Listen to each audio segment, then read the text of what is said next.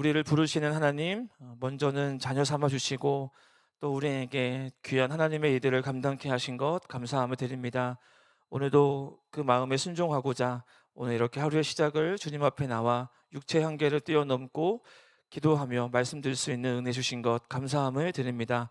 하나님, 우리에게 맡겨주신 여러 직분들과 또 하나님 나라를 위해 충성해야 할 귀한 사명들을 주셨는데, 하나님, 그것이 때로는 우리를 힘들게 하고 어렵게 할다 할지라도 하나님을 바라보며 의지하며 끝까지 충성함으로 잘 감당하며 할 수 있는 우리 모두가 될 수 있도록 인도하여 주시옵소서. 오늘부터 에스겔서의 말씀을 묵상합니다. 우리 가운데 함께해 주시고 나를 향한 하나님의 뜻을 깨닫고 결단하며 기도할 때에 하늘 문을 여시사 응답받는 은혜 시간들 되게 하여 주시옵소서.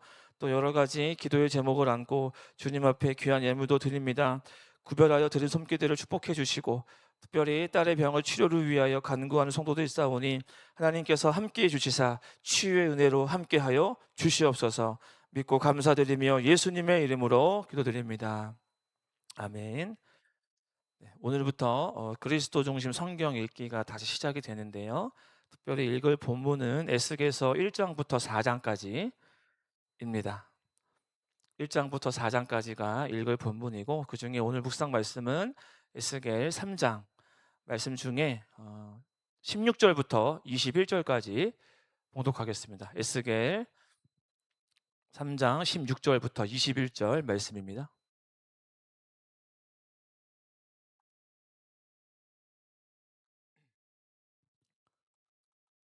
에스겔 3장 16절부터 21절 말씀, 저와 여러분이 한 절씩 교독하겠습니다.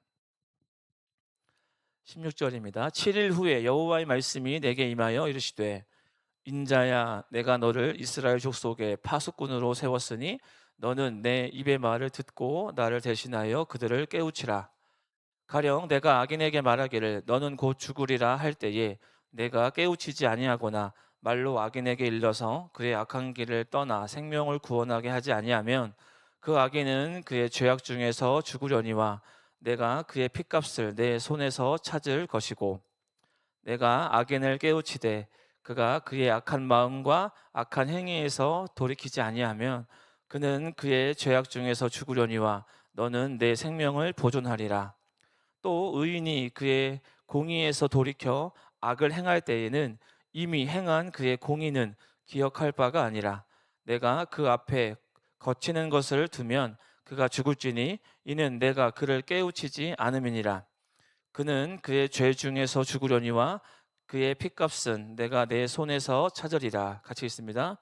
그러나 내가 그 의인을 깨우쳐 범죄하지 아니하게 하므로 그가 범죄하지 아니하면 정령 살리리니 이는 깨우침을 받음이며 너도 내 영혼을 보존하리라. 아멘. 네, 오늘부터 2주 동안 이제 에스겔서 말씀을 통독하고 묵상을 하게 됩니다. 오늘 첫 시간이기 때문에 먼저 배경에 대해서 말씀을 드리겠습니다. 우리 1장으로 한번 가볼까요? 에스겔 1장 1절에서 3절 말씀 보면 이렇게 되어 있습니다. 먼저 이 에스겔서의 배경에 대한 시기가 언제이냐 보시면 1절에 서른째 해 넷째 달 초닷새에 라고 시작하죠. 자, 서른째 해 넷째 달 초닷새라고 합니다. 그러니까 서른 해 30년을 말하잖아요. 이때가 언제냐? 그러니까 선지자 에스겔이 하나님의 부르심을 받을 때의 나이입니다. 그러니까 30살인 거죠. 자, 그럼 어디이냐라고 하면 1절 끝에 보시면 중간에 내가 그발강가에 라고 표현하고 있습니다. 그발강가. 자, 그발강가는 어디냐? 바로 바벨론 북쪽 유브라데 강에서 이렇게 흘러나와서 남쪽으로 이렇게 지명의 이름인데 니포를 관통하는 인공 수로를 얘기합니다. 그발강. 장소가 나왔죠? 자, 그다음에 에스겔의 그럼 상황은 어땠느냐 봤을 때 그발강가 사로잡힌 자 중에 있을 때에라고 얘기합니다. 자, 사로잡혔다라는 것은 포로를 얘기하는 거죠. 자, 사로잡힌 자 중에 있을 때라고 얘기를 하고, 그때에 하늘이 열리며 하나님의 모습이 에스겔 자신에게 보였다라고 라고 이렇게 얘기를 하고 있습니다. 자, 또 언제냐? 2절 보면 여호야긴 왕이 사로잡힌 지 5년 그달 초닷새라라고 얘기합니다. 자, 여호야긴 왕은 잘 아시는 것처럼 남유다 19대 왕이죠. 여호야김의 그러니까 요시야의 아들 여호야김, 여호야김의 아들 여호야긴이었죠.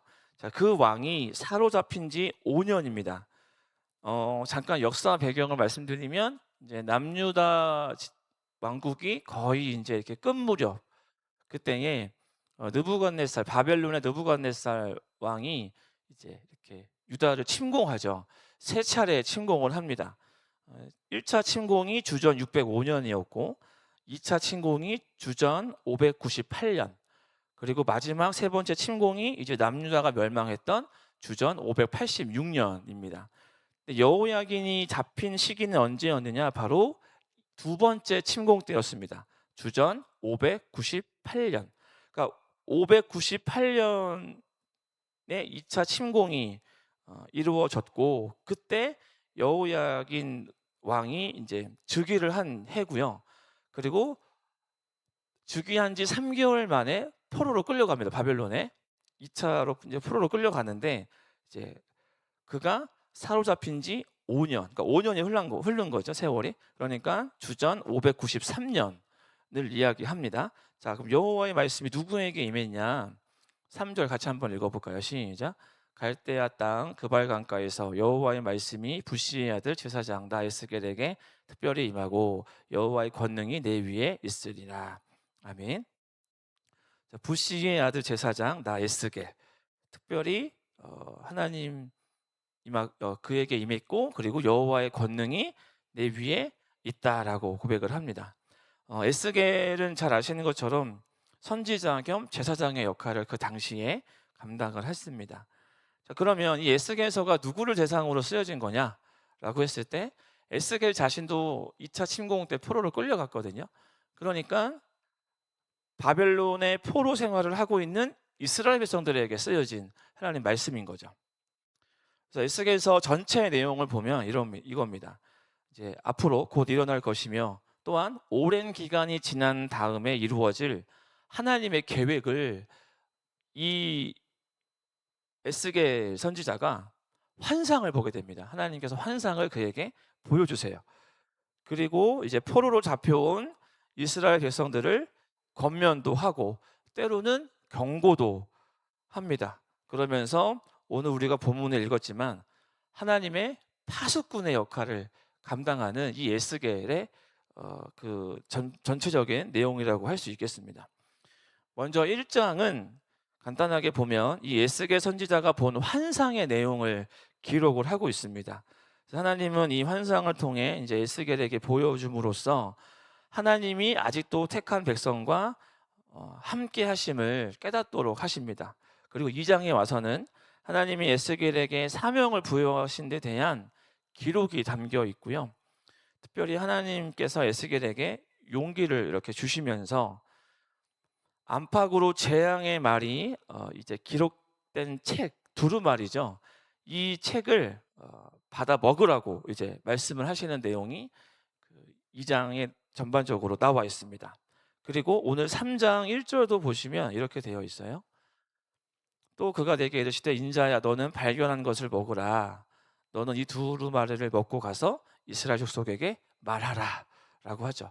그 두루마리 책에 어떤 내용들이 적혀 있었느냐 보면 2장 9절 보면 끝에 두루마리 책이 있더라. 10절 보면 그가 그것을 내 앞에 펴시니 그 안팎에 글에 있는데 그 위에 애가와 애곡과 재앙의 말이 기록되어 있다라고 얘기합니다. 이 두루마리 책에 이러한 내용들이 기록이 되어 있는데 하나님께서 에스겔에게 이걸 받아 먹으라 라고 얘기하시는 거죠. 자, 이제 3장으로 이제 오게 된 거예요. 3장은 에스겔 선지자가 소명을 감당하기 위해 어떻게 하나님 앞에서 준비하고 있는지 보여주는 내용으로서 특별히 하나님은 에스겔을 파수꾼으로 비유하면서 그에게 사명과 책임을 이끌어 주는 말씀이 3장이 되겠습니다. 먼저 3장 4절 말씀 한번 읽어볼까요? 시작. 그가 또 내게 이르시되 인자야 이스라엘 족속에게 가서 내 말로 그들에게 고하라. 뭐라는 거예요? 하나님 말씀을 내가 전한 하나님 말씀을 너는 이스라엘 민족에게 가서 그대로 고하라, 말해라, 전해라라고 얘기하시죠. 그러면 근데 어, 이스라엘 백성들의 상태와 마음이 어떠했느냐? 7절로 가볼까요? 같이 한번 읽어볼까요? 시작. 그러나 이스라엘 족속은 이마가 굳고 마음이 굳어 내 말을 듣고자 아니하리니 이는 내 말을 듣고자 아니함이라. 자, 이렇게 하나님이 이스라엘 상태를 얘기해 주세요. 너는 내 가서 내 말을 전할 것인데 지금 백성들의 마음의 상태가 듣는다 안 듣는다? 안 들을 거다. 안 듣는다라고 얘기하죠. 그럼에도 너는 내 말을 전해야 하고 너의 말도 안 듣는데 하나님이 나의 말 듣겠느냐? 그들은 듣지 않을 것이다. 왜? 이마가 굳고 마음이 굳어있다. 정신과 생각과 마음이 다 굳어 있는 거, 딱딱하게 굳어 있는 거죠. 하나님 말씀을 들을 준비가 아예 안 돼 있는 상태인 거죠. 즉 정확하게 얘기해 주세요. 자, 그러면서도 하나님은 에스겔에게 용기를 주십니다. 8절 9절 보면 보라 내가 그들의 얼굴을 마주 보도록 내 얼굴을 굳게 하였고 그들의 이마를 마주 보도록 내 이마를 굳게 하였으되.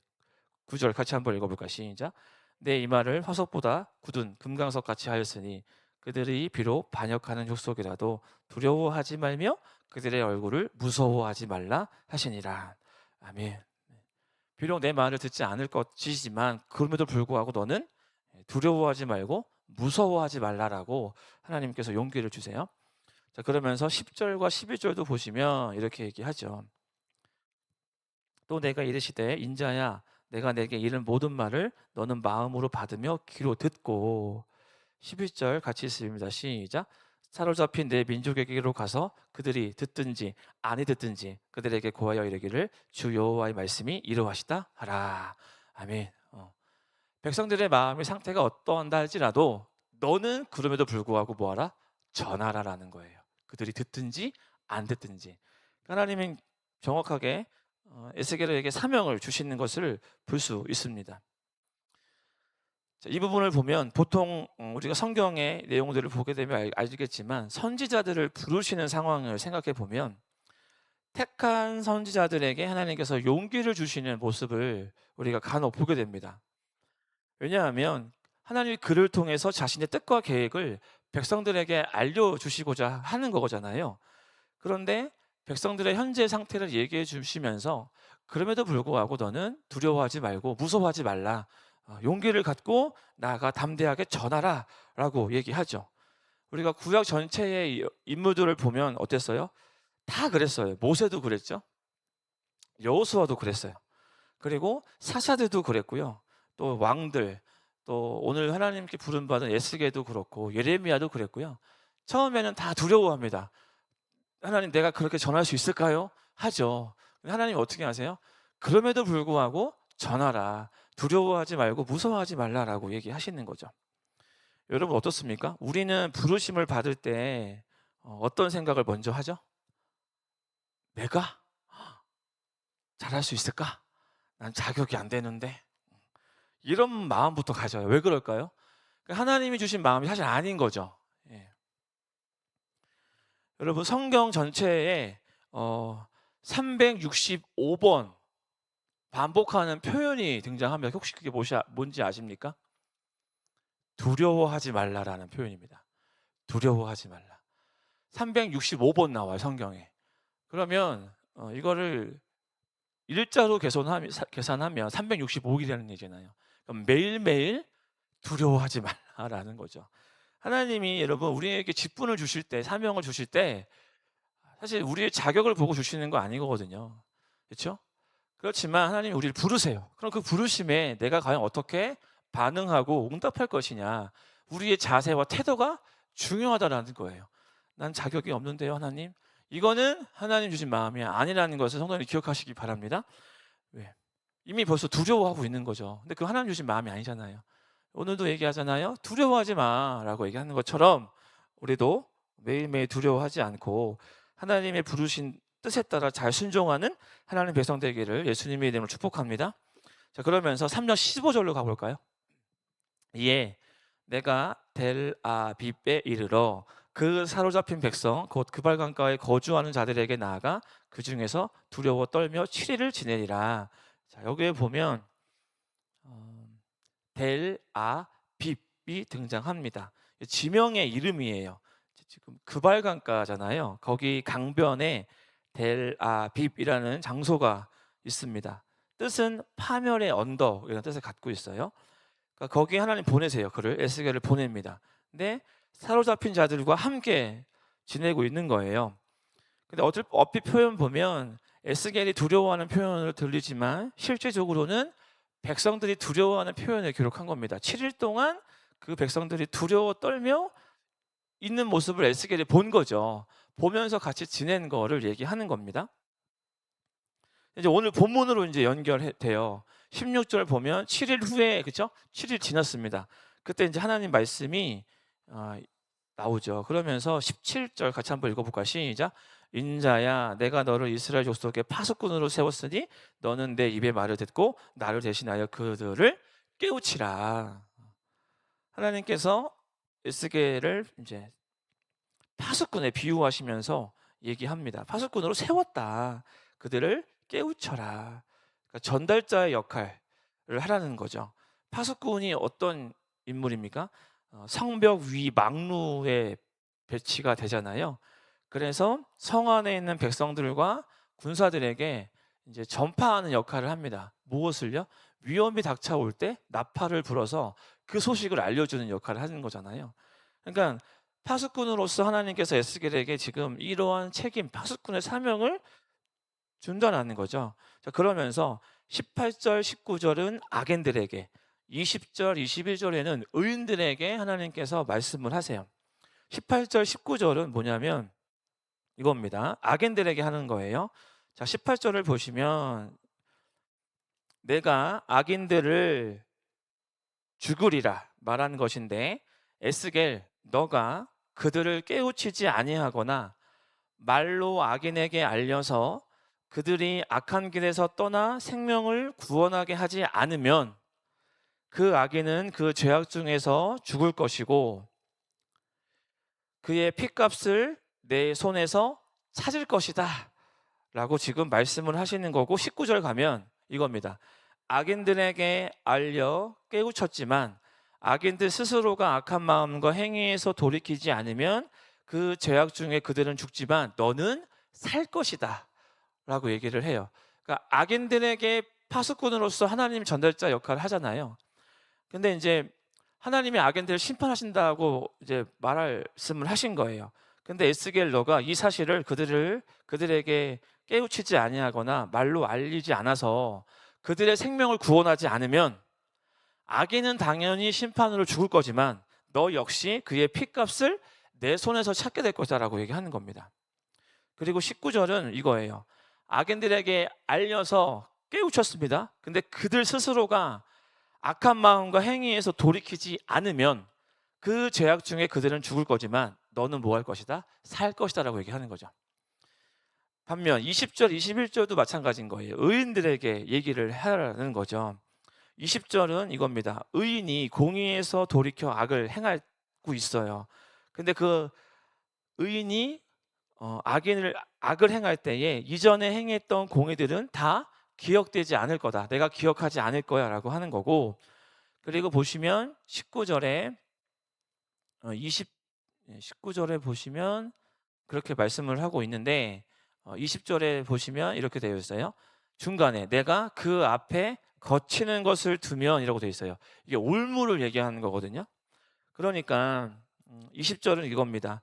의인이 공의에서 돌이켜 악을 행할 때 이전에 행했던 공의들은 내가 다 기억하지 않을 거고 그들 앞에 올무를 놓아 다 죽게 할 것인데 에스겔 너가 그들을 깨우치지 않았기 그들을 깨우치지 알려주지 않아서 그 의인들에게 알려주지 않아서 깨우치지 않았기 때문에 그렇게 될 경우에 의인은 그 죄로 죽을 거지만 마찬가지 너는 그의 핏값을 내 손에서 찾게 될 것이다 라고 얘기하는 겁니다. 그리고 21절도 마찬가지인 거예요. 의인을 깨우쳐 범죄하지 아니하게 함으로 범죄하지 않게 하면 그는 깨우침을 받아 살 것이고 역시 너의 영혼도 보존될 것이다 라는 거죠. 이해가 되십니까? 그러니까 의인들에게도 마찬가지인 거예요. 의인이 돌이켜서 악을 행해요. 근데 에스겔이 그걸 보고 하나님의 심판을 얘기하지 않으면 에스겔 너에게 내가 그 핏값을 너에게 살 것이고, 그리고 의인도 마찬가지인 거죠. 어떻게 된다는 거예요? 돌이키지 않으면 죽게 될 것이고 돌이키면 살 것이다. 너는 이 사실을 전해라 라고 말씀하고 있는 것입니다. 말씀 마무리하면 오늘 이제 에스겔에서 우리가 읽었던 본문을 보면 백성들에게 하나님의 심판을 전하고 회개하고 돌이키게 해야 할 이 백성들의 생사가 걸린 막중한 사명을 하나님께 받은 것입니다. 그렇기 때문에 에스겔에게 말씀하신 거죠. 그 책임을 다하지 않을 경우의 일도 하나님이 오늘 말씀하고 있는 것입니다. 동일하죠. 사랑하는 여러분, 하나님께서 우리에게 여러 직분들을 주셨습니다. 장로로, 권사로, 안수집사로, 집사로, 또 권찰로 이렇게 직분도 주셨고요. 그리고 기관에 또 리더로 세우셨습니다. 울지기, 기관장, 교사, 이거 다 할 것 없이 하나님이 우리에게 주신 직분들이에요. 그러면 어떻게 되겠습니까? 그 책임과 역할을 다 해야 할 줄로 믿습니다. 그 책임과 역할을 다하지 않는 것은 하나님께 대한 불순종인 것을 우리 성도님들이 기억하시기를 바랍니다. 그렇기 때문에 나에게 주신 직분에 따른 책임과 역할을 저와 여러분이 잘 감당하는 하나님 백성들 되기를 예수님의 이름으로 축복합니다. 잠언서 25장 13절 말씀 마지막으로 보면 이렇게 되어 있어요. 충성된 사자는 그를 보낸 이에게 마치 추수하는 날에 얼음 냉수 같아서 그 주인의 마음을 시원하게 하느니라. 아멘. 충성된 사자는 그를 보낸 이에게 마치 추수하는 날에 얼음 냉수 같답니다. 이 당시에 추수하는 날 매우 덥거든요. 근데 시원한 냉수 같대요. 얼마나 정말 시원하겠습니까? 마찬가지인 거죠. 하나님이 우리를 부르셨습니다. 우리가 충성된 사자입니다. 그러면 우리 주인이신 하나님의 마음을 시원케 해드리기 위해서는 하나님이 나에게 주신 직분, 사명을 끝까지 책임있게 잘 감당해야 할 줄로 믿습니다. 그러한 믿음으로 나아가는 우리 하울교회 모두 성도님 되시기를 예수님의 이름으로 축복합니다. 아멘. 기도하겠습니다. 하나님, 우리를 자녀 삼아 주시고 하나님 백성이 되게 하신 것을 감사합니다. 또 그 가운데서도 특별히 우리를 하나님 나라 일꾼으로, 파수꾼으로 세우셔서 여러 직분을 주시고 그에 따른 사명을 감당케 하신 것 감사함을 드립니다. 하나님, 비록 우리가 때로는 두려운 마음도 있지만 그럼에도 불구하고 하나님이 우리와 함께 하심을 날마다 믿고 의지하며 나에게 주신 직분들 하나님 끝까지 포기하지 않고 책임을 다하여 그 역할을 감당할 수 있는 우리가 되게 하여 주시옵소서. 하나님 나라의 파수꾼으로서 이 땅을 살게 하여 주시고 하나님 나라의 영광을 위하여 믿음으로 달려가는 우리 모두가 되게 하여 주시옵소서. 감사드리며 예수님의 이름으로 기도합니다. 아멘. 오늘 주신 말씀 가운데 기도 제목으로 삼으신 것 같고 기도하시고요. 오늘 월요일엔 개인을 위해서 기도하는 날입니다. 하나님, 하나님이 자녀로 택해 주셨고 여러 직분과 사명을 감당케 하셨습니다. 끝까지 최선을 다해 감당하는 자가 되게 해주시고 하나님 앞에 순종하는 자가 되게 하여 주시옵소서. 날마다 말씀과 기도로 깨어있게 하시고 성령 충만케 하여 주셔서 주님 닮아가는 성숙한 그리스도인 되게 하여 주시옵소서. 육신이 연약한 지체들의 회복을 위해서 기도해 주시고요. 특별히 다음 세대 여름 사역 이번 주 목금토 주일 우리 유초동부 여름 캠프가 남아 있습니다. 준비하는 모든 가정과 캠프 가운데 하나님 함께하여 주시옵소서. 기도 부탁드리겠습니다. 오늘 말씀 기억하며 여러분 각자 가지고 나오신 기도의 제목 자유롭게 간구하시다가 돌아가시면 되겠습니다. 우리 함께 기도하겠습니다.